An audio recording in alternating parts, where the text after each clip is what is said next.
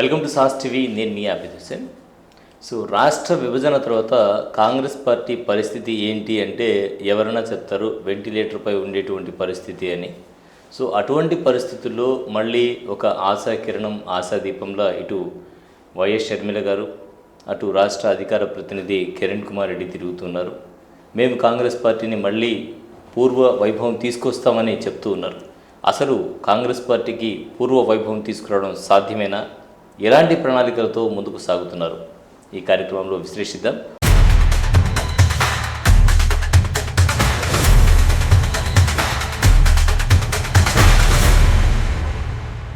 మనతో పాటు కాంగ్రెస్ పార్టీ రాష్ట్ర అధికార ప్రతినిధి కిరణ్ కుమార్ రెడ్డి ఉన్నారు. వారితో మాట్లాడదాం. నమస్కారం అండి, వెల్కమ్ టు స్టూడియో. సో చెప్తే మీకు బాధ అనిపించవచ్చు, కానీ రాష్ట్ర విభజన తర్వాత వెంటిలేటర్ పైకి కాంగ్రెస్ పార్టీ చేరింది అంటే ఒప్పుకుంటారా? ఖచ్చితంగా ఒప్పుకోవాలి. ఎందుకంటే రాజకీయాల్లో నిజానికి ఎంత దగ్గరగా ఉంటామనేది ఒకటే ముఖ్యం. ఈరోజు రాష్ట్ర విభజన తర్వాత మానసికంగా అందరం కూడా కాంగ్రెస్ ఈ రాష్ట్రాన్ని అన్యాయంగా విభజించింది, కాంగ్రెస్ పార్టీ వల్లే ఈ రాష్ట్రం విడిపోయిందనేటటువంటి ఒక భావనతో అందరం కూడా కాంగ్రెస్ పార్టీకి దూరం అయ్యాం. మేము కూడా గతంలో కాంగ్రెస్లో ఉండేవాళ్ళం, తిరిగి వైఎస్ఆర్ కాంగ్రెస్ పార్టీకి వెళ్ళడం జరిగింది. కానీ ఇక్కడ హిస్టరీ ఏంటంటే, తెలుగు పొట్టి శ్రీరాములు గారు ఏదైతే అప్పుడు ఆత్మార్పణ చేసిన తర్వాత అప్పటి కాంగ్రెస్ ప్రభుత్వం, అంటే మద్రాసులో తెలుగు వాళ్ళు వెళ్ళి తమిళ వాళ్ళ ముందు తెలుగు వాళ్ళు చులకనవుతున్నారు, తెలుగు మాట్లాడే వారికి ఒక సపరేట్ రాష్ట్రం కావాలి, ఆంధ్ర రాష్ట్రంగా పొట్టి శ్రీరాములు లాంటి మహానుభావులు ముందు పూనుకున్న తర్వాత దేశవ్యాప్తంగా భాషా ప్రయుక్త రాష్ట్రాలు, అంటే ఏ భాష మాట్లాడగలిగే వాళ్ళు ఆ రాష్ట్రంలో ఉంటే ఇట్లాంటి ప్రాబ్లమ్స్ మళ్ళీ రావు అనే ఉద్దేశంతో అప్పట్లో కమిటీ వేసి ఆంధ్రప్రదేశ్ని తెలంగాణని కలిపినటువంటి పార్టీ కాంగ్రెస్ పార్టీ. 1956 నుంచి తీసుకుంటే తర్వాత 1970s 1980sలో ఇట్లా అటు తెలంగాణలో కావచ్చు, ఇటు జయాంధ్ర ఉద్యమం ఉవ్వెత్తున లేచి దగ్గర 32 మంది 33 మంది చనిపోయిన అప్పుడు పరిస్థితుల్లో కూడా ఈ రెండు రాష్ట్రాలని కలిపి ఉంచిన పార్టీ కాంగ్రెస్ పార్టీ.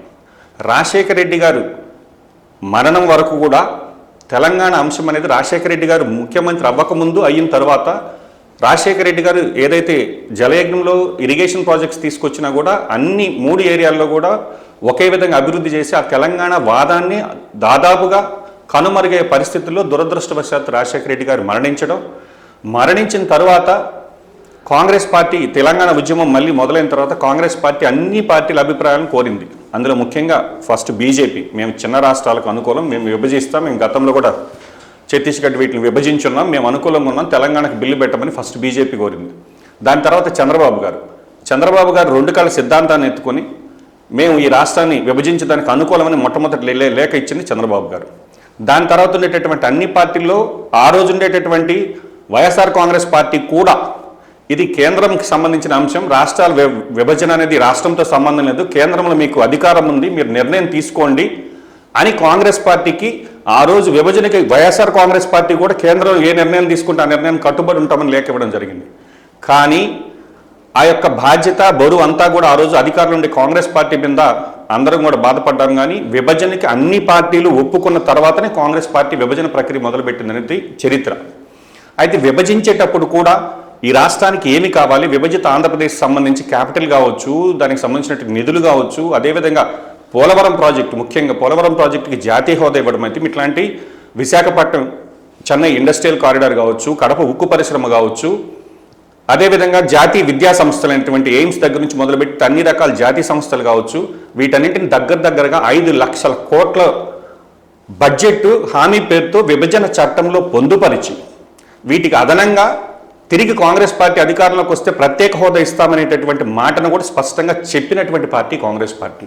అయితే ఆ రోజు మనం కాంగ్రెస్ ఈ రాష్ట్రానికి అన్యాయం చేసిందనుకొని కాంగ్రెస్ పార్టీని విడిచి వేరే పార్టీలకు వెళ్ళిపోయాం తప్ప కాంగ్రెస్ పార్టీ ఈరోజు విభజన జరిగిన 12 సంవత్సరాల తరువాత కూడా ఈ 2 పార్టీలకి చంద్రబాబు గారి ప్రభుత్వం వచ్చు, జగన్మోహన్ రెడ్డి గారి ప్రభుత్వం వచ్చు, చట్ట రూపంలో చట్టం చేసి కాంగ్రెస్ పార్టీ ఇచ్చినటువంటి చట్టంలో ఉండే హామీలను కూడా పొందడంలో విఫలమయ్యారు.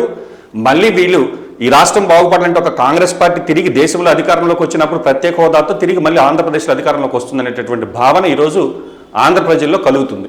అంటే ఆనాటి పరిస్థితుల దృష్ట్యా రాష్ట్ర విభజన తర్వాత కాంగ్రెస్ పార్టీ చేసినటువంటి విభజనకు సంబంధించి చెప్పడంలో కానీ ప్రజలకు అవగాహన కల్పించడంలో కానీ కాంగ్రెస్ పార్టీ నాయకులు వైఫల్యం చెందారని భావించవచ్చు. స్పష్టంగా ఆనాడు కాంగ్రెస్ పార్టీలో ఉండేటటువంటి పెద్దలు ఈ రాష్ట్రం విడిపోతుంది, మీకు ఏమి కావాలో చట్టంలో చర్చించమంటే ఒక రాజకీయ అస్థిర వాతావరణంలో సమైక్యాంధ్ర ఉద్యమాన్ని మన ప్రాంత ఆ రోజుండే పరిస్థితుల వల్ల సమైక్యాంధ్రగా ఉంటామని వాళ్ళు ఒక ఆ నినాదంతో ముందుకు వెళ్ళడం, ఈ కన్ఫ్యూజన్లో వీళ్ళు దాని మీద సమగ్రమైన చర్చ జరగలేదు, బిల్లుకి సంబంధించి కూడా ఈ ఎంపీలు సహకరించలేదు. అటువంటి వాతావరణం మనమే సృష్టించుకున్నాం అనుకోవాలి. చివరి నిమిషం వరకు కూడా సస్పెన్షన్ ఉంది. కిరణ్ కుమార్ రెడ్డి గారు లాంటి నాయకులు వాళ్ళ అంటే జరిగిపోయిన హిస్టరీని మనం మార్చలేం కానీ, బట్ స్పష్టంగా కాంగ్రెస్ పార్టీ అయితే మాత్రం అన్ని రాజకీయ పార్టీల అభిప్రాయం మేరకే అందరూ ఒప్పుకున్న తర్వాతనే విభజన ప్రక్రియ ప్రారంభించింది. రైట్. ప్రజెంట్ సిచ్యువేషన్ తీసుకుంటే అమరావతి విషయంలో కాంగ్రెస్ పార్టీ స్టాండ్ ఏంటి? ఒకటండి, రాజకీయాల్లో ఒక నిర్ణయం తీసుకున్న తర్వాత ప్రజాస్వామ్యంలో ఆ నిర్ణయానికి ఎవరైనా కట్టుబడి ఉండాలి. ఈరోజు రాజధాని విషయంలో ఆ రోజు ఉండేటటువంటి కమిటీ ఏదైతే వేసుకొని రాష్ట్ర విభజన తర్వాత ఒక అమరావతిని ఒక క్యాపిటల్గా ఆ రోజు ఉండేటటువంటి రెండు పార్టీలు, చంద్రబాబు గారు తెలుగుదేశం ప్రభుత్వం కావచ్చు, opposition leader YS Jaganmohan Reddy గారు కావచ్చు, వైఎస్ఆర్ కాంగ్రెస్ పార్టీలో మనం ఎన్నికలకు ముందు 2014 మేనిఫెస్టోలో జగన్మోహన్ రెడ్డి గారు ఏం చెప్పారు? ప్రతిపక్ష నాయకుడిగా అసెంబ్లీలో మీరు అమరావతిని క్యాపిటల్ 30,000 ఎకరాలతో మీరు నిర్మించండి అని ప్రతిపక్ష నేతగా ఒప్పుకున్నారు. 2019 ఎన్నికలకు ముందైతే ఏకంగా నాకు తాడేపల్లిలో ఇల్లు ఉంది, రాష్ట్ర పార్టీ ఆఫీస్ కూడా ఇక్కడే పెట్టుకున్నాం, అమరావతిని క్యాపిటల్గా కంటిన్యూ చేస్తామని చెప్పారు. సార్ దాన్ని నమ్మి జనం ఓట్లు వేశారు. అదొక పార్ట్ అయితే, చంద్రబాబు గారు కూడా నమ్మి ల్యాండ్ పూలింగ్ కింద రైతులు అక్కడ ల్యాండ్ ఇచ్చారు. ల్యాండ్ ఇచ్చిన తర్వాత సెల్ఫ్ సస్టైన్ ప్రాజెక్ట్ అని చెప్పి వాళ్ళు చెప్తున్నప్పుడు అసెంబ్లీలో ఆ రోజు సుదీర్ఘమైన చర్చ జరిగినప్పుడు జగన్మోహన్ రెడ్డి గారు నేను దీనికి వ్యతిరేకమని చెప్పుకుంటే ఆ రోజు రైతులు పొలాలు ఇచ్చిండేవాళ్ళు లేదా వెనకడుగు వేసిండేవాళ్ళు. ఒకసారి రైతుల దగ్గర నుంచి మనం పొలం తీసుకొని వాళ్ళకి హామీ ఇచ్చి క్యాపిటల్ నిర్మిస్తామనే మాట చెప్పిన తరువాత మళ్ళీ తిరిగి అధికారంలోకి వచ్చిన తర్వాత 3 రాజధానులు అమరావతిని శాసన రాజధానిగా ఉంచుతామని చెప్పారు. ఓకే, శాసన రాజధానిగా ఉంచాలన్నా కూడా శాసన రాజధాని అంటే ఏంటి? శాసన మండలి, అసెంబ్లీ, దానికి సంబంధించినటువంటి జిఐడి హెడ్ క్వార్టర్స్ కావచ్చు, స్టాఫ్ క్వార్టర్స్ కావచ్చు. పోనీ ఆ శాసన రాజధానిగానే ఒక టెంకాయ కొట్టి ఒక ఇటుకరాయి పెట్టుంటే ఓకే, లెజిస్లేటివ్ క్యాపిటల్ కన్నా కూడా జగన్మోహన్ రెడ్డి గారు కంటిన్యూ చేశారు అని ప్రజలు విశ్వసించి ఉండేవాళ్ళు. ఒక పక్కేమో మేము అమరావతికి వ్యతిరేకం కాదు, దాన్ని శాసన రాజధాని చెప్తాం, 3 రాజధానులు ఒక రాజధాని అక్కడ ఉంటుందని చెప్తారు. కానీ అక్కడ దానికి సంబంధించినటువంటి చర్యలు గత 5 సంవత్సరాలు తీసుకోకపోవడం. 2019లో జగన్మోహన్ రెడ్డి గారు అధికారంలోకి వచ్చిన తర్వాత 3 రాజధానులు అయిపోయింది. ఈరోజు అక్కడ సంబంధించినటువంటి ప్రభుత్వ ప్రజల షేర్ ఉంది, ప్లస్ గవర్నమెంట్ ప్రజల సొమ్ము మళ్ళీ అక్కడ పెట్టి మనం డెవలప్ చేస్తున్నప్పుడు ఈరోజు నేను అక్కడ వద్దు మావిగన్ అనే ఒక కొత్త సిద్ధాంతం తీసుకొచ్చారు. సరే, దానికి కూడా మేము ఇప్పుడు ఏం చెప్తున్నాం, మీకు చట్టసభలో పార్లమెంటులో ఒక చట్టం చేసేటప్పుడు అక్కడ ఉండేటటువంటి మీ ప్రాంత ఎంపీలు, వైఎస్ఆర్ కాంగ్రెస్ పార్టీకి సంబంధించినటువంటి ఎంపీలైనా కూడా స్పష్టంగా పార్లమెంట్లో చెప్పాలి, మేము మావిగన్ రాజధాని పెడతాము, ఎట్ట అమరావతి వద్దు, ఎట్ట మావిగన్ పెట్టమని అక్కడైనా కోరి ఉండాలి. లేదు దీనికి సంబంధించినటువంటి ఏదైనా అవినీతి జరుగుతుంది అంటున్నారు. అవినీతి జరిగేటప్పుడు స్క్వేర్ ఫీట్కి సంబంధించి 4,000ది వీళ్ళు కాస్త 12,000 చేస్తున్నారు, దీనిలో లక్షల కోట్లు కుంభకోణం జరుగుతున్నప్పుడు ఒక ప్రతిపక్ష పార్టీగా మీరు ఏం చేస్తున్నట్టు? అంటే ఇప్పుడు కాంట్రాక్టర్లు మీ దగ్గర కూడా వచ్చి వెళ్ళినట్టుగా మాకు సమాచారం ఉంది. లేకపోతే 4,000 రూపాయల స్క్వేర్ ఫీట్కి 11,000 రూపాయల లెక్కన వాళ్ళు టెండర్లు వేసి 14,000 దాకా ఎక్సెస్ చేసి చేస్తున్నప్పుడు ఒక ప్రతిపక్ష నాయకుడిగా మీరు న్యాయ పోరాటం చేయొచ్చు. దాని మీద ఎన్నో మార్గాలు ఉంటాయి. అంటే అంత సొమ్ము తింటుంటే జగన్మోహన్ రెడ్డి గారు లాంటి వ్యక్తి బెదిరిస్తే ఈరోజు మెడికల్ కాలేజ్ టెండర్లు వేయడానికి రాలేదు. అట్లాంటిది ఈరోజు మీ యొక్క సపోర్ట్ లేకుండా అంత అవినీతి అక్కడ జరుగుతుందా? కాబట్టి ఈరోజు జగన్మోహన్ రెడ్డి గారు మావిగానే అవినీతి అక్కడ జరుగుతుందా? మీరేమంటారు కాంగ్రెస్ పార్టీ? ఖచ్చితంగా అక్కడ అవినీతి జరుగుతుంది. అక్కడే కాదు, రాష్ట్రంలో కాంట్రాక్ట్స్ సంబంధించి పోలవరం ప్రాజెక్టు విషయంలో కూడా మేము పోలవరం సందర్శించాం, దానికి సంబంధించినటువంటిది కూడా ఆర్టీఐ కింద ఇన్ఫర్మేషన్ కింద పెట్టున్నాం. అదేవిధంగా అమరావతి టెండర్స్ మీద కూడా లీగల్ ఒపీనియన్కి వెళ్ళాం, ఆర్టీఐ కింద వాళ్ళు దాన్ని తీసుకుంటాం. కానీ ఇప్పుడు ఈరోజు ముఖ్యంగా జగన్మోహన్ రెడ్డి గారు లాంటి వ్యక్తి అవినీతి జరుగుతుందని పార్లమెంట్లో మాట్లాడతాడు. కానీ మరి ఇక్కడ ఎందుకు క్వశ్చన్ చేయలేకపోతున్నా? అంత మీ ఇంటికి దగ్గర 1 కిలోమీటర్ దూరంలో అన్ని లక్షల కోట్ల అవినీతి జరుగుతుంటే మీరేమైనా సందర్శించారా? కాబట్టి ఈరోజు ఒక నిర్ణయం రాజశేఖర రెడ్డి గారు ఒకే ఒక సిద్ధాంతం, రాజశేఖర రెడ్డి గారు నమ్మేది మాట తప్ప మడమ తెప్పు అని. జగన్మోహన్ రెడ్డి గారిని క్యాపిటల్ విషయంలో ఒక మాట చెప్పినప్పుడు దాని మీద ఇన్ని యూటర్న్లు తీసుకొని ఈరోజు మళ్ళీ మావిగన్ అనేటటువంటి కొత్త సిద్ధాంతం తీసుకురావడం కరెక్ట్ కాదు. బహుశా జగన్మోహన్ రెడ్డి గారి యొక్క నైజం ఏంటంటే ఇదే 3 రాజధానుల బిల్లు పెట్టారు శాసనసభలో, శాసన మండలికి పంపిస్తే ఆ బిల్లు అక్కడ మెజారిటీ లేక వీగిపోతే అసలు శాసన మండలి అవసరం లేదు, దీన్ని రద్దు చేయమని తీర్మానం చేసి పార్లమెంట్కి పంపిస్తారు. మళ్ళీ కొద్ది రోజుల తర్వాత దీనికి శాసనమండలిలో మళ్ళీ సభ సంఖ్య పెరగంగానే లేదు శాసనమండలి ఉంచండి అని మళ్ళీ తీర్మానం చేసి పంపిస్తారు. అంటే ఒక నాయకుడి యొక్క అటువంటి మెంటాలిటీ ఉండేటటువంటి వ్యక్తి యొక్క లక్షణం, శాసనమండలి అంటే బహుశా రాజకీయ ఒత్తిడి వల్ల శాసనసభలో మెజారిటీ ఉండేదని ఒక బిల్లు పాస్ అయిపోతే దానికి సంబంధించి ఏదైనా ప్రజలకు చట్టాలకు వ్యతిరేకంగా ఉంటే శాసనమండలి అనేది పెద్దల సభ. అక్కడ గ్రాడ్యుయేట్ ఎమ్మెల్సీలు, టీచర్స్ ఎమ్మెల్సీలు, గవర్నర్ అపాయింట్ చేసినటువంటి ఎమ్మెల్సీలు అందరూ ఉంటారు. మేధావుల సభ అక్కడ ఒక చర్చ జరిగి ఒకవేళ ఆ బిల్లు ఏదన్నా ఇబ్బందికరంగా ఉంటే దాన్ని సెలెక్ట్ కమిటీకి పంపించడమో లేదా తిరిగి వెనక్కి పంపించడమో చేసే దానికోసమే మనం రెండో చట్టసభను పెట్టుకున్నాం. దేశంలో కూడా ఉంటుంది రాజ్యసభ, లోక్సభ లాగా. ఇక్కడికి వచ్చే శాసనసభ, శాసనమండలి. అసలు శాసన మండలి అవసరం లేదని దాన్ని రద్దు చేయమంటారు. అంటే ప్రధానంగా తీసుకుంటే రాష్ట్రంలో ఎన్నో సమస్యలు ఉన్నాయి. నిరుద్యోగ సమస్య ఉంది. సో జాబ్ క్యాలెండర్ అంటున్నారు, 3,000, 4,000, 10,000 అంటుంటే లక్షల సంఖ్యలో నిరుద్యోగులు ఉన్నారు. అయితే కాంగ్రెస్ పార్టీ టార్గెట్ అంతా కూడా వైసీపీ అధినేత జగన్మోహన్ రెడ్డి చేస్తున్నారు. కానీ ఇటు తెలుగుదేశం పార్టీ అధికార పక్షాన్ని కానీ వాటితో పాటు ఉండేటువంటి కూటమి నేతల్ని కానీ చేయట్లేదు. సో ఇది ఎందుకని ఆ విధంగా ఆ స్టాండ్తో వెళుతూ ఉన్నారు? ప్రజా సమస్యలు అంటే కాంగ్రెస్ పార్టీ పట్టించుకోదా? ప్రజా సమస్యలకు సంబంధించి ఉపాధి హామీ చట్టం ఏదైతే ఉందో ఆనాడు కాంగ్రెస్ పార్టీ తెచ్చిన నిర్వీర్యం అవుతుంటే మా పార్టీ అధ్యక్షుడు షర్మిలమ్మ గారు రాష్ట్రం అంతా ప్రతి జిల్లాలో 2 నియోజకవర్గాల్లో తిరిగి దాని మీద అవగాహన తీసుకొచ్చాం. దురదృష్టం ఏంటంటే ఉపాధి హామీ చట్టం అనేది, కరువు పని అనేది ఈరోజు దేశంలోనే అతిపెద్ద ప్రోగ్రాం. అది దానికి సంబంధించి దాన్ని విబి గ్రామ్జిన్ దాని పేరు మార్చి 90-10 90-10 అంటే 90% సెంట్రల్ షేర్ ఉండాలి, 10% రాష్ట్రాల షేర్ ఉంటేనే మనం సరిగా నడపలేక ఆన్ అన్ యావరేజ్ మనం 100 రోజులు ఒక కుటుంబానికి పని కల్పించాల్సింటే కరెక్టే మీరు చెప్పేది కరెక్ట్. నేను చెప్పేది 60-40కి వచ్చిన తర్వాత అంటే 90-10 ఉన్నప్పుడే లాస్ట్ 3-5 ఇయర్స్లో యావరేజ్ 50 to 60 డేస్కి మించి కూడా ఒక కుటుంబానికి పని లేదు జాబ్ కార్డు ఉండే వాళ్ళకి. ఈరోజు 90% కేంద్రం భరించాల్సిన దానిలో కాస్త 60-40కి తీసుకొచ్చి అంటే 60% కేంద్రం 40% ఉండేటటువంటి 60-40కి తీసుకొచ్చిన దానివల్ల ఈరోజు రాష్ట్ర ఆర్థిక పరిస్థితి చాలా ఘోరంగా ఉంది అనేది విషయం అందరికీ తెలిసిన విషయం. సో 40% వీళ్ళు వెచ్చించేటటువంటి పరిస్థితుల్లో లేరు. కానీ దురదృష్టం ఏంటంటే పంచాయతీరాజ్ శాఖ మంత్రి ఉన్న పవన్ కళ్యాణ్ గారు కూడా కనీసం ఆయన శాఖకు మినిస్టర్ అయిన తర్వాత ఈ రాష్ట్రంలో జరిగేటటువంటి అన్యాయాల మీద, బీజేపీ చేసేటటువంటి అన్యాయాల మీద ఒక వ్యక్తి పోరాడగలడు ఇతను ప్రజా సమస్యల పట్ల అనేటటువంటి నమ్మకంతో కూటమిలో ఈరోజు చంద్రబాబు గారిని చూసి ఎంతమంది అయితే ఓటు వేశారో పవన్ కళ్యాణ్ గారిని చూసి కూడా ఓటు వేశారు. కానీ ఈరోజు పవన్ కళ్యాణ్ గారు కనీసం నోరు మెదపలేని పరిస్థితి. ఒక పంచాయతీరాజ్ అది అతని డిపార్ట్మెంటు, ఆ డిపార్ట్మెంట్కి సంబంధించిన ఒక చట్టంలో ఇంత అన్యాయం బీజేపీ మీరు కేంద్రంలో భాగస్వాములేయండి.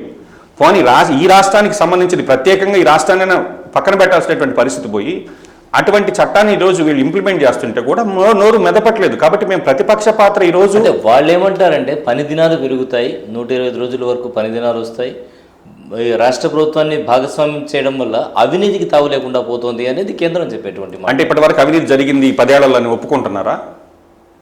బీజేపీ ప్రభుత్వం ఈరోజు మొత్తం సెంట్రలైజ్డ్. ఇప్పుడు ఈరోజు మీకు రాష్ట్రాల మీద నమ్మకం లేదు.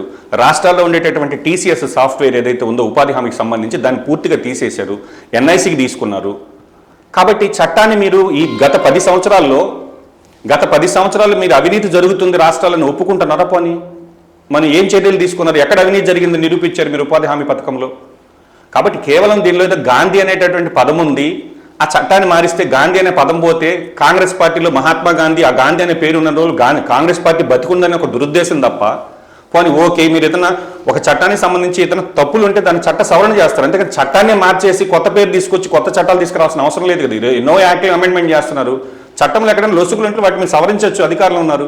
అంతేగాని దాని బదులు వేరే చట్టాన్ని తీసుకొచ్చి గాంధీ పేరుని తీసేసి ఈ విధంగా రాష్ట్రాల మీద ఆర్థిక భారం పెంచడం కరెక్ట్ కాదండి. అదేవిధంగా ప్రతి అంశంలో కూడా షర్మిలమ్మ గారు ఈరోజు ప్రతిపక్ష పాత్ర ఈరోజు రాష్ట్రంలో పోషిస్తుండేది కానీ చంద్రబాబుని ఎదిరిస్తుండేది కానీ ఒక కాంగ్రెస్ ప్రభుత్వం ఒకటే, కాంగ్రెస్ పార్టీ ఒకటే. ఎందుకంటే పోలవరం ప్రాజెక్టు ఈ రాష్ట్రానికి ఎంత ముఖ్యమో మీకు అందరికీ తెలుసు. పోలవరం అనేది లైఫ్ లైన్ ప్రాజెక్ట్. పోలవరం ఏంటంటే 45.7 మీటర్ల హైట్లో ఆల్రెడీ పోలవరం డ్యామ్ కన్స్ట్రక్షన్ అయిపోయింది. డిజైన్ ఇంకా మార్చడానికి కుదరదు. కానీ ఈరోజు బీజేపీ ప్రభుత్వం అది నేషనల్ ప్రాజెక్టుగా విభజన బిల్లులో పెట్టి దాని మొత్తం నిధులు కేంద్రం భరిస్తుంటే 41.5 మీటర్లకే 41.15 మీటర్లకే నీటి నిల్వను పరిమితం చేశారు. దాని బడ్జెట్ దాన్ని తగ్గించిన దానివల్ల అంటే డ్యామ్ ఏం పూర్తిగా కడతారు, వాటర్ స్టోరేజ్ తగ్గించిన దానివల్ల గ్రావిటీ బేస్ మీద రైట్ మెయిన్ కెనాల్ కావచ్చు లెఫ్ట్ మెయిన్ కెనాల్ కావచ్చు పోవాల్సినటువంటి నీళ్లు సరిగా పోవు. రెండోది పవర్ ప్రాజెక్ట్ ఏదైతే ఉందో అది రన్ కాదు ప్రెషర్ లేకపోతే. మినిమం డ్రాడౌన్ లెవెల్ అంటే కనిష్ట స్థాయికి నీటిని నిల్వ చేస్తే ఆ ప్రాజెక్టే నిర్వీర్యం అయిపోతుంటే కూడా ఈరోజు ఇంతమంది ఎంపీలు 25 మంది ఎంపీలు 11 మంది రాజ్యసభ సభ్యులుండి అది అఫీషియల్ డాక్యుమెంట్ నిర్మలా సీతారామన్ గారు బడ్జెట్ బిల్లులో ప్రవేశపెట్టి మినిమం డ్రాడౌన్ లెవెల్కి 41.15 వరకే మేము నిధులు ఇస్తామని R&R కింద దాదాపు 20 నుంచి 25 వేల కోట్లు మిగిలించుకునే దానికోసం వాళ్ళు అంతటికి దిగజారితే ఈరోజు రాష్ట్ర భవిష్యత్తు అది పోలవరం ప్రాజెక్టు పూర్తయితే రాయలసీమ సస్యశ్యామల వద్దని రాజశేఖర రెడ్డి గారు ఉన్నప్పుడే పోతిరెడ్డిపాడు హెడ్ రెగ్యులేటరీ కెపాసిటీని 11,000 నుంచి 44,000 క్యూసెక్లు పెంచిన వ్యక్తి రాజశేఖర రెడ్డి గారు ఫ్యూచర్ కోసం. బేసిక్గా అక్కడి నుంచే తెలంగాణ వాదం మొదలైంది. ఎందుకంటే నీళ్ళన్నీ తీసుకెళ్లిపోతున్నారు రాజశేఖర రెడ్డి గారు అనేటటువంటి వాదం. ఆయన ఉద్దేశం ఏంటి, ఉన్న నీటిని కాకపోయినా రేపు పొద్దున పోలవరం ప్రాజెక్ట్ 100% కంప్లీట్ చేస్తాము, ఆ రోజు మళ్ళీ చేయాలంటే ఇబ్బందిగా ఉంటుంది, జలయజ్ఞంలో అన్ని పెంచుకుంటూ పోతాం, వైడనింగ్ చేసుకుంటామనే ఉద్దేశంతో చేస్తే. అయితే ఈరోజు జగన్మోహన్ రెడ్డి గారు అధికారంలోకి వచ్చిన తర్వాత రాజశేఖర రెడ్డి గారు ఆశయాలని జలయజ్ఞాన్ని చేయలేకపోయాడు, ఆరోగ్యశ్రీని సరిగా నడపలేకపోయాడు. మీకు గుర్తుందో లేదో, గతంలో జగన్మోహన్ రెడ్డి గారు సీఎం అవ్వక ముందు నెల్లూరులో అన్ని హాస్పిటల్స్ ఆరోగ్యశ్రీ ఉంది, కార్పొరేట్ హాస్పిటల్ బొల్లినేని కావచ్చు, అపోలో కావచ్చు. దీనిలో రాజశేఖర రెడ్డి జగన్మోహన్ రెడ్డి గారు ముఖ్యమంత్రి అయిన తర్వాత ఒక్క హాస్పిటల్కే మిగిలింది ఆరోగ్యశ్రీ, అపోలోని తీసేసి ఇప్పటికి కూడా లేదు. కాబట్టి రాజశేఖర రెడ్డి గారి ఆశయాలకు అనుగుణంగా జగన్మోహన్ రెడ్డి గారు పనిచేస్తారు, ప్రజాస్వామ్యబద్ధంగా పనిచేస్తారనేటటువంటి ఉద్దేశంతో ప్రతి రాజశేఖర రెడ్డి అభిమాని, కాంగ్రెస్ పార్టీ అభిమాని జగన్మోహన్ రెడ్డిని అభిమానించారు. జగన్మోహన్ రెడ్డి ముఖ్యమంత్రి అయిన తర్వాత మనం గమనిస్తే అతని పరిపాలన తీరు, వాస్తవం చెప్పాలంటే నవరత్నాలు అనేది ఎన్నికలకు ముందు ఎవరికీ తెలీదు. నవరత్నాలు చూసి ఓటేలా. చంద్రబాబు గారి పరిపాలన బాగలేదని జగన్మోహన్ రెడ్డి గారు మనం రాజశేఖర రెడ్డి గారి అభిమానులను కూర్చోబెడితే అక్కడి నుంచి మొదలైంది ఒక ఈస్ట్ ఇండియా కంపెనీ లాగా. ఏదైనా ప్రభుత్వం అంటే పరిపాలన కోసం మనం ప్రభుత్వం ఏర్పాటు చేసుకుంటాం. జగన్మోహన్ రెడ్డి గారు ఆ ప్రభుత్వాన్ని అడ్డం పెట్టుకుని ఈస్ట్ ఇండియా కంపెనీలో వ్యాపారాలు చేయడం మొదలుపెట్టాడు, ఇసుక అమ్మడం మొదలుపెట్టాడు. అప్పుడు అధికార పక్షంలో ఉండేటువంటి సమయంలో జగన్ ప్రభుత్వంలో అందరూ కూడా జగన్కు జై కొట్టారు, భజన చేశారు ఒక రకంగా చెప్పాలి అంటే. ఒకటండి, కానీ ఇప్పుడు వచ్చి విమర్శలు చేస్తున్నారు, రాజకీయాలు ఆయనకు స్థానాలు తగ్గాయని. హుసేన్ గారు, రాజకీయాలు గతంతో పోల్చుకుంటే పోరాడే తత్వం తగ్గిపోయింది జనాల్లో. ఎవరి పనుల్లో వాళ్ళు బిజీగా ఉన్నారు. నిద్రలేస్తే పేపర్ చదివే వాళ్ళు కూడా సంఖ్య తగ్గిపోయింది. న్యూస్ చూడడం కూడా గతంలో మనం ఒక అరగంట సేపు వార్తలు చూస్తుంటే ఇప్పుడు అంతా న్యూస్ చూడడం మానేసి బ్రేకింగ్ న్యూస్ చదవడం మొదలుపెట్టారు. ఎందుకంటే ఎవరి పనులు వాళ్ళు అంత బిజీ అయిపోయారు. బేసిక్గా మీరు చెప్పినట్టు జగన్మోహన్ రెడ్డి గారి ప్రభుత్వంలో అంతా బాగుంది అనుకున్నారు కదా, వ్యతిరేకత కనబడలేదు మీరు అనుకుంటున్నారు. ప్రజలు ఈరోజు ఏ విధంగా ఉన్నారంటే జగన్మోహన్ రెడ్డి గారి ప్రభుత్వంలో కనీసం నిరసన తెలియజేయడానికి కానీ బయటికి రాలేని పరిస్థితికి జగన్మోహన్ రెడ్డి గారు తీసుకొచ్చారు. మరీ ముఖ్యంగా ప్రజాస్వామ్యంలో ఎన్నికలు, ఎలక్షన్ కమిషన్, నిమ్మగడ్డ రమేష్ కుమార్ లాంటి వ్యక్తి పంచాయతీరాజ్ ఎలక్షన్స్ కావచ్చు, మనకి మున్సిపల్ లోకల్ బాడీ ఎలక్షన్స్ అసలు నామినేషన్లే వేయలేని పరిస్థితి. అంటే ఎంతో స్ట్రక్చర్ ఉన్న తెలుగుదేశం పార్టీ కూడా ఎంపీటీసీ జడ్పీటీసీ ఎన్నికల్లో పోటీ చేయడానికి కుదరదని ఆగిపోయిన పరిస్థితి. రాష్ట్రంలో బహుశా అట్లాంటి ప్రభుత్వం పరిపాలన. ఈరోజు చదువుకున్న మనలాంటి వాళ్ళం రాజ్యాంగం వీటిలన్నీ గౌరవించేటప్పుడు ఆ స్థాయిలో ఉండేటటువంటి వ్యక్తి పరిపాలన తీరు జనం ఎంత భయపడ్డారో అంత రిఫ్లెక్షన్ ఓట్ల రూపంలో చూపించారు తప్ప. ఎందుకంటే టీచర్లు వాళ్ళకి మామూలుగా ప్రభుత్వ ఏదైతే టీచర్లు ఉన్నారో వాళ్ళకి రావాల్సినటువంటి డిమాండ్ల కోసం వాళ్ళు స్ట్రైక్ చేస్తే కూడా హౌస్ అరెస్టులు చేసే పరిస్థితి, ఎన్నికల్లో నామినేషన్ వేయలేని పరిస్థితి. నేనేం చెప్తే అదే వినాలని ఒక కిమ్ లాగా, ఏదైతే నార్త్ కొరియా కిమ్ కన్నా ఘోరంగా పరిపాలించారు. కాబట్టి అప్రజాస్వామికం. ఎందుకు ఈ ఓటు వాడుతున్నానంటే ఎలక్షన్స్లో nomination even YSR Congress party మేము వేస్తే కదా మీకు తెలిసేది రిజల్ట్ బయటకు వచ్చేది. మేము అన్నీ యునానిమస్లు చేసుకున్నాం, 100% లోకల్ బాడీలు గెలిచామని చప్పట్లు కొట్టుకున్నారు తప్ప మనం చేసేది ఇది అసలు ఈ వ్యవస్థకు వ్యతిరేకంగా చేస్తున్నాం. ప్రజాస్వామ్యానికి వ్యతిరేకంగా పోతే ఏమవుతుందో ఈరోజు చూస్తుంది వైఎస్ఆర్ కాంగ్రెస్ పార్టీ. అంటే ప్రధానంగా కాంగ్రెస్ పార్టీ కొన్ని స్థానాలు ఓడిపోవడానికి, అంటే దేశవ్యాప్తంగా తీసుకుంటే ఎన్నికలు ఓడిపోవడానికి కారణం ఏంటంటే ఓట్ చోరీ మీద పెట్టినటువంటి కాన్సన్ట్రేషన్ ప్రజా సమస్యల మీద పెట్టలేదు. ప్రజా సమస్యల పరిష్కారం మీద, ప్రజా సమస్యలను ఎత్తి చూపడంలో కాంగ్రెస్ పార్టీ విఫలమైంది అంటే ఒప్పుకుంటారు? విఫలమైందని అనేదానికన్నా కూడా వాస్తవం చెప్పాలంటే ప్రజలు కొద్ది కాలం తర్వాత నేను చెప్తాను. అక్కడ ఏం జరుగుతుందంటే బీజేపీ ప్రభుత్వం వచ్చిన తర్వాత బీజేపీ తీసుకునే స్టాండ్స్ రెండే. ఒకటి వచ్చేసి నేషనల్ ఇంట్రెస్ట్ అని ప్రొజెక్ట్ చేసుకుంటారు, రెండోది వచ్చేసి రిలీజియస్ బేస్డ్ హిందుత్వ. అయితే ఈ గత 10 సంవత్సరాల్లో బీజేపీ ప్రభుత్వం వచ్చిన తర్వాత, బీజేపీ ప్రభుత్వం నరేంద్ర మోడీ గారు అధికారంలోకి రాకముందు కాంగ్రెస్ పార్టీ అంటేనే అవినీతి, కాంగ్రెస్ పార్టీ నాయకుల దగ్గర వేల కోట్లు, లక్షల కోట్లు స్విస్ బ్యాంకుల్లో ఉన్న అకౌంట్లో నేను ప్రధానమంత్రి అయితే ఆ డబ్బులంతా వెనక్కి తీసుకొస్తాను. ఈ విధంగా ఉనింది లేనిది మొత్తం కూడా ఫేక్ ప్రచారంతో ఆ సీట్లో కూర్చున్నారు. ఆ రోజు ప్రజలు నమ్మారు. ఎందుకంటే నరేంద్ర మోడీ గారు కావచ్చు, బీజేపీ హిందుత్వ అది బేసిక్గా నరేంద్ర మోడీ గారి కన్నా కూడా అద్వానీ లాంటి ఒక నాయకుడి యొక్క ఫేస్ చూసి ఆ బీజేపీ గతంలో ఏదైతే అటల్ బిహారీ గారి వాజ్పేయి పరిపాలనలా ఉంటుంది అనుకున్నారు. కానీ నరేంద్ర మోడీ గారు ఆ కుర్చీలో కూర్చున్న తర్వాత చెప్పిన ప్రతి మాట అబద్ధం. ఈరోజు కామన్ మ్యాన్ యొక్క పరిస్థితి ఘోరంగా, జీడిపి పెరిగింది, ద్రవ్యోల్బణం పెరిగింది. ఈరోజు కాంగ్రెస్ ప్రభుత్వంలో ఎన్ని లక్షల కోట్ల అప్పు ఉంది, ఈరోజు బీజేపీ ప్రభుత్వం వచ్చిన తర్వాత ఎన్ని లక్షల కోట్లకి, దాదాపు 170 లక్షల కోట్లు ఈరోజు దేశం మీద అప్పు ఉంది. అప్పు ఇంత పెరిగింది. అదేవిధంగా కాంగ్రెస్ పార్టీ ఆనాడు నెహ్రూ గారి దగ్గర నుంచి మొదలు పెట్టుకుంటే ఈ దేశ నిర్మాణంలో కాంగ్రెస్ పార్టీ ఎంతో ప్రతిష్టాత్మకంగా పనిచేసింది. ఈరోజు మనం ఈ విధంగా ఉండగలుగుతున్నామంటే ఆనాడు నెహ్రూ గారు, ఇందిరాగాంధీ గారు తీసుకున్న స్టెప్స్ వల్ల. ఎందుకంటే డిఆర్డిఓ కావచ్చు, డిఫెన్స్కి సంబంధించి ఇస్రో కావచ్చు, అదేవిధంగా ఎన్నో సెంట్రల్ ఇన్స్టిట్యూట్స్ కావచ్చు, సెంట్రల్ గవర్నమెంట్ కంపెనీస్ కావచ్చు, BHEL, BEIL, అదేవిధంగా సంబంధించి స్టీల్కి సంబంధించి ప్రతిదీ కూడా ప్రభుత్వం ఆ రోజు ఉపాధి కోసం కొన్ని లక్షల పరిశ్రమలు, ప్రభుత్వ పరిశ్రమలు పెడితే ఈరోజు నరేంద్ర మోడీ గారు డిజిన్వెస్ట్మెంట్ పేరుతో దగ్గర 4 లక్షల కోట్ల రూపాయలకి ప్రభుత్వ రంగ సంస్థలను ప్రైవేట్ వ్యక్తుల దారాదత్తం చేశారు. అదేవిధంగా అప్పు పెరిగింది, జీడిపి ఈరోజు ద్రవ్యోల్బణం పెరిగింది, కామన్ మ్యాన్కి ఏది అందుబాటులో లేని పరిస్థితికి వచ్చేసింది. ఈ చిన్న పరిశ్రమలన్నీ కూడా మూతపడిపోయినాయి. స్మాల్ స్కేల్ ఇండస్ట్రీస్ లక్షలు, ఇప్పుడు 2 లక్షల సంవత్సరానికి ఉపాధి హామీ కల్పిస్తానని చెప్పినటువంటి వ్యక్తి ఈరోజు అసలు ఉపాధి హామీ పథకమే లేకుండా పోయింది.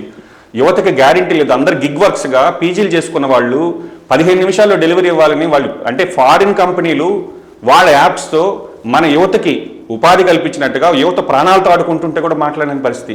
కాబట్టి బీజేపీ ప్రభుత్వం అధికారంలోకి వచ్చే నాటికి ఇప్పటికీ కామన్ మ్యాన్ లైఫ్ ఏమైనా పెరిగిందా?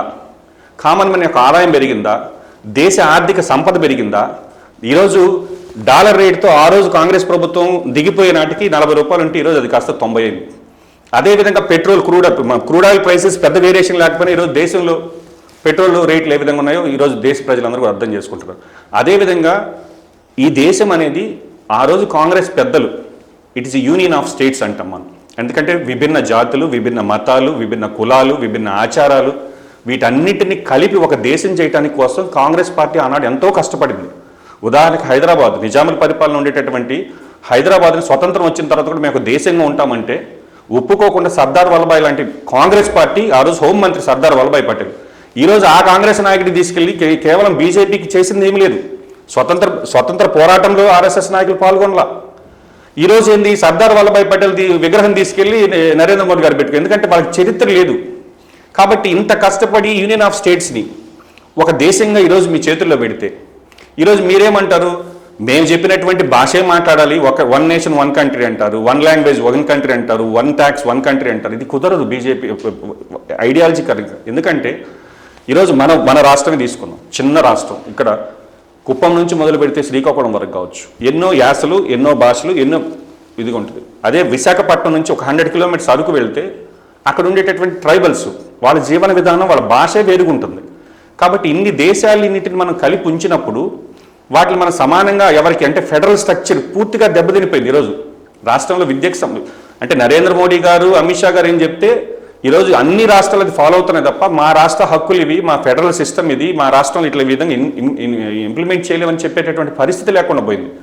కాబట్టి ప్రతి ఒక్క యువత కూడా ఈరోజు వాస్తవంగా రాజ్యాంగంలో మనకు కల్పించబడినటువంటి హక్కుల్ని కాలరాస్తూ ఈరోజు దేశ సంపద మొత్తం కూడా ఒక 4-5 చేతుల్లో పెడుతూ, ఎందుకంటే జాతీయ సంపద, పోర్ట్స్ కానీ ఎయిర్పోర్ట్స్ కానీ ఇవన్నీ కూడా దేశం చేతుల్లోనే ఉండాలి. మొన్న ఇండిగో క్రైసిస్లోనే అర్థమైపోయింది ఏమవుద్ది, ఒక ప్రైవేట్ వ్యక్తుల చేతుల్లోకి మొత్తం ఇది ఒక ట్రాన్స్పోర్ట్ సిస్టమ్ వెళ్తే, ఎయిర్లైన్స్ సిస్టమ్ వెళ్తే ఏమవుతుందో చూశారు. కాబట్టి ఈరోజు దురదృష్టం ఏంటంటే చదువుకున్న యువత కావచ్చు, మేధావులు కావచ్చు, మాట్లాడాల్సిన వాళ్ళందరూ కూడా ఏదో మాట్లాడితే బీజేపీ మీద వ్యతిరేకంగా మాట్లాడిన వాళ్ళందరూ దేశద్రోహులు, లేదంటే వీళ్ళు అసలు మతోన్మాదులు అనేటటువంటి ముద్రలేయడం తప్ప వాస్తవంగా ఈరోజు దేశం అనేది చాలా వెనకబడింది. అంటే మీరు ఇన్ని చెప్పారు కదా, అంటే ప్రజల సమస్యలు, మరి ఈ సమస్యల్ని కాంగ్రెస్ పార్టీ ప్రజల్లోకి తీసుకోవడానికి సోషల్ మీడియాని ఉపయోగించుకోవడంలో విఫలమయ్యారేమో. అంటే ప్రజలు ఈరోజు సోషల్ మీడియా కంటే కూడా సోషల్ మీడియా బాగా దూసుకు వెళ్ళిపోతుంది. మీడియా ఛానల్స్ సోషల్ మీడియాలకి వచ్చి ప్రచారం చేయాల్సిన పరిస్థితి. కానీ కాంగ్రెస్ పార్టీ ఆ విధంగా యువతను అట్రాక్ట్ చేయడంలో వెనకబడిందా? అంటే కాంగ్రెస్ పార్టీ ఐడియాలజీ ఈ దేశంలో అందరికీ తెలుసు, కానీ బీజేపీ వచ్చిన తర్వాత ఏదైతే ఫేక్ యూనివర్సిటీలు ప్రచారం ఎక్కువైన తర్వాత ప్రజలందరూ కూడా నమ్మారు. ఈరోజు ఫ్యాక్ట్ ఎందుకు చెప్పలేదు? ఈరోజు ఫ్యాక్ట్స్ చెప్పేటటువంటి కార్యక్రమం, ఎందుకంటే రాహుల్ గాంధీ గారి జోడో యాత్ర తర్వాత మనకు ప్రతిపక్ష నేత హోదా కూడా లేకపోయాం. ఈరోజు ప్రతిపక్ష నేతగా పార్లమెంట్లో ప్రభుత్వాన్ని నిలదీసే స్థాయికి మళ్ళీ పెరిగింది కాంగ్రెస్ గ్రాఫ్. మొన్న కూడా దగ్గర 30-40 సీట్లు వచ్చింటే ఈరోజు దేశంలో రాహుల్ గాంధీ గారి ప్రధానమంత్రి. ఈరోజు ప్రతిపక్ష నేతగా అంటే రాహుల్ గాంధీ గారి నాయకత్వాన్ని బీజేపీ ఒక విధంగా వీళ్ళు పనికిరారు అనేటటువంటి సోషల్ మీడియా దుష్ప్రచారంతోనే వాస్తవంగా చాలామంది నాయకులు కావచ్చు, అదేవిధంగా ప్రజలు కావచ్చు కాంగ్రెస్ పార్టీకి దూరం అయ్యారు. భారత్ జోడో యాత్ర తర్వాత కావచ్చు, ఈరోజు పార్లమెంట్లో ఒక ప్రతిపక్ష హోదా కలిగినటువంటి పార్టీగా ఈరోజు రాహుల్ గాంధీ గారు కానీ ప్రియాంక గాంధీ గారు కానీ మాట్లాడే విధానం కావచ్చు. రెండోది, ఈ దేశానికి ఈరోజు కాంగ్రెస్ పార్టీ అవసరమని ప్రతి ఒక్క మేధావి కూడా గతంలో కాంగ్రెస్ ఉన్నప్పుడే బాగుంది అనేటటువంటి ఈరోజు, ఎందుకంటే దేశంలో ఉండేటటువంటి మీడియా, ఇంగ్లీష్ మీడియా మేజర్గా ప్రైమ్ మీడియా కావచ్చు, మీడియా సంస్థలు కావచ్చు, అదేవిధంగా రాష్ట్రాల్లో ఉండేటటువంటి మీడియాని అంతా కూడా ఈరోజు నరేంద్ర మోడీ గారు కంట్రోల్కి తీసుకున్నమాట వాస్తవం. ఈరోజు బీజేపీకి వ్యతిరేకంగా ఏదైనా ఒక అంతెందుకంటే బీబీసీ లాంటి సంస్థలు వస్తేనే వాళ్ళ మీద రైట్స్ చేసి వ్యతిరేకంగా మోడీకి మాట్లాడితే రైట్స్ చేసేటువంటి పరిస్థితి. కాబట్టి ఈరోజు రాజ్యాంగ సంస్థలు ఏవైతే ఈడీ కావచ్చు, ఎన్ఫోర్స్మెంట్ డైరెక్టరేట్స్ కావచ్చు, ఐటీ కావచ్చు, including election commission of India. Election commission of India గురించి ఈరోజు ఎందుకు ప్రత్యేకంగా చెప్పాలంటే, ఎలక్షన్ కమిషన్ ఆఫ్ ఇండియాని నియమించేటప్పుడు సుప్రీంకోర్టు స్పష్టంగా ఒక జడ్జిమెంట్ ఇచ్చింది.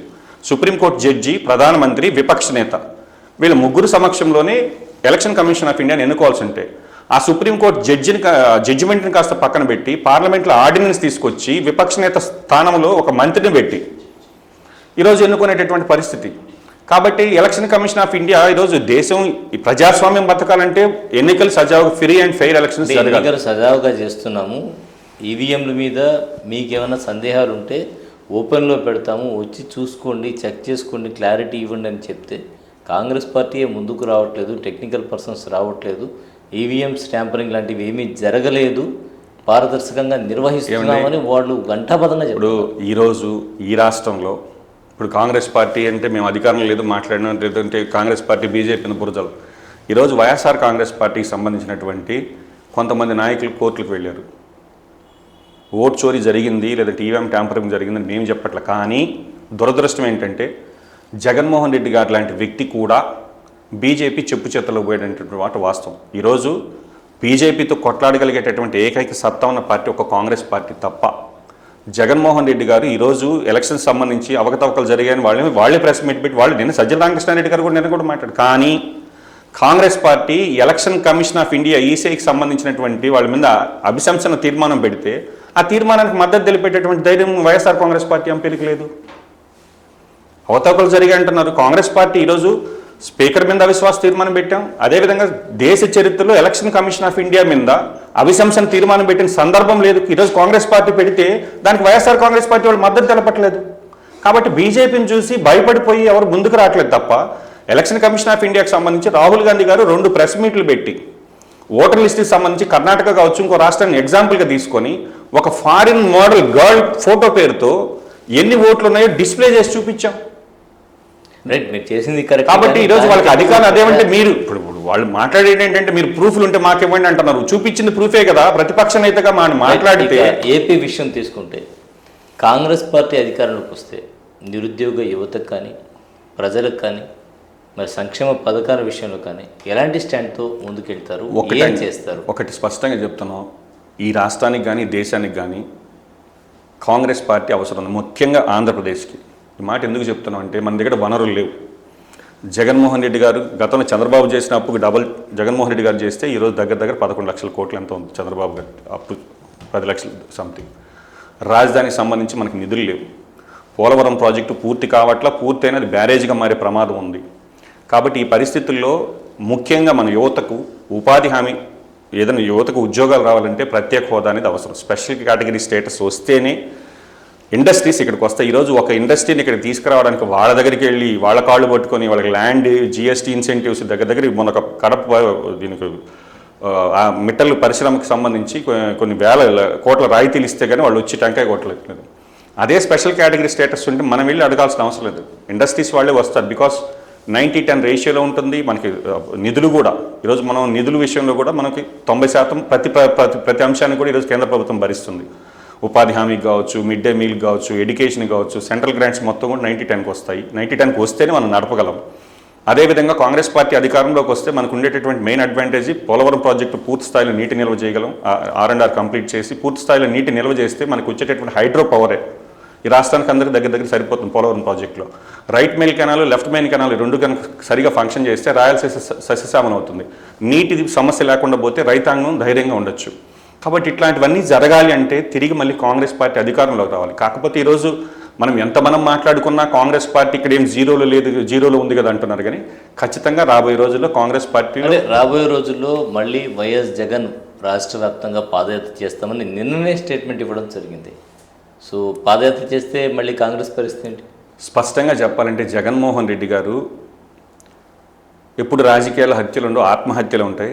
మళ్ళీ నిన్న రాజధాని విషయంలో ఎందుకంటేనంటే ఒక రాష్ట్రానికి ముఖ్యమంత్రి మనం మాట్లాడేటప్పుడు ఈ రాష్ట్రమే కదా ప్రపంచంలో ఉండేటటువంటి తెలుగు వాళ్ళందరూ కూడా గమనిస్తుంటారు. గమనించేటప్పుడు మనం మాట్లాడేటటువంటి ఒక మాట దానికి ఒక క్రెడిబిలిటీ ఉంటుంది. కాబట్టి మాట్లాడేటప్పుడు మావిగన్ సిద్ధాంతం అనేది ఆ రోజు మీరు అధికారంలో ఉన్న 5 సంవత్సరాలు మీరు డెవలప్ చేసి చూపించేసి ఉంటే ఒక ప్రజలు నమ్మేవాడు. లేదు అమరావతిని శాసన రాజధాని అన్నారు, దాని అన్నారు డెవలప్ చేసి చూపించుంటే. కాబట్టి అధికారం ఇచ్చినప్పుడు పంచాయతీ రాజ్ చట్టం ఉంటుంది.